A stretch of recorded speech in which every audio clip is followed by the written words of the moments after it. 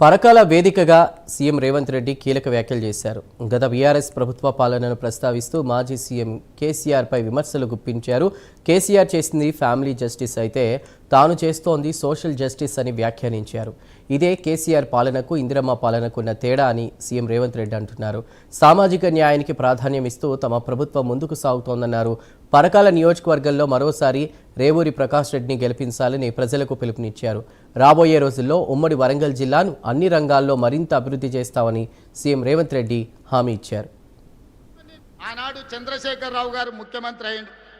చంద్రశేఖరరావు గారు ముఖ్యమంత్రి అయితే హరీష్ రావు గారు తారక రామారావు గారు మంత్రి అయ్యిండ్రు. నేను ముఖ్యమంత్రి అయితే మా సుయితక్క కొండా సురేఖని మంత్రులను చేసిన నేను. ఆనాడు చంద్రశేఖరరావు ముఖ్యమంత్రి అయితే ఆయన ఎర్రబల్లి దయాకర్రావుని మంత్రిని చేసిండు. నేను ముఖ్యమంత్రి అయితే మా అడ్లూరు లక్ష్మణ్ని నేను మంత్రిని చేసిన.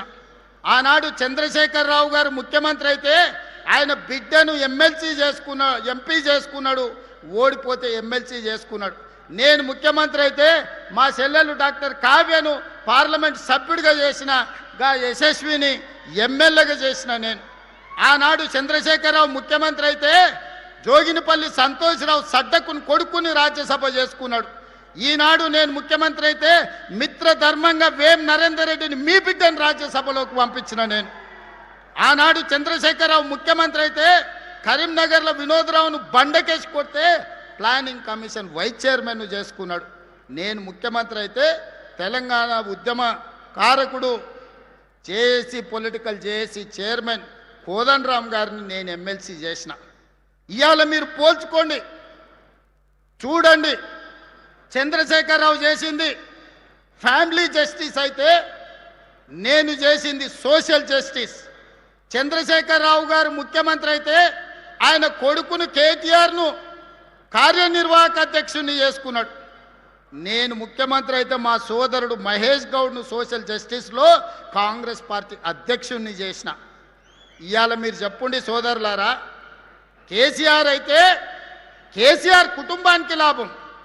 అదే కాంగ్రెస్ పార్టీ అధికారంలోకి వస్తే బీసీలకు, ఎస్సీలకు, ఎస్టీలకు, మైనారిటీలకు మీ కుసూర్ పాషా ఈరోజు ఒక బలమైన బాధ్యతలు ఉన్నాడు. ఒక అజరుద్దీన్ ఈరోజు ఒక మంత్రిగా రాణిస్తున్నాడు. అందుకే ఈనాడు నేను స్పష్టంగా సవాల్ విసురుతున్నా.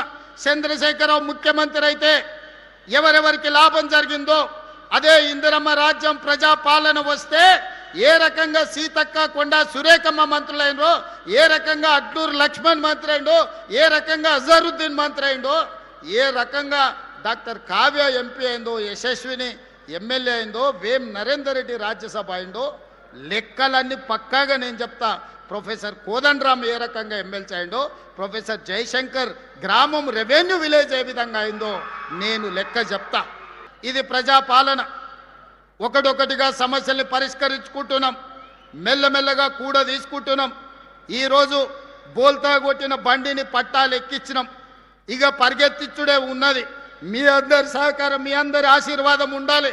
నిండు మనసుతో ఏ విధంగా అయితే పరకాలలో మన్న ప్రకాష్ అన్నని గెలిపించినో రాబోయే 2029లో రెట్టించిన మెజారిటీతోని ఈ ప్రాంతంలో గెలిపించండి. ఆనాడు చంద్రశేఖర్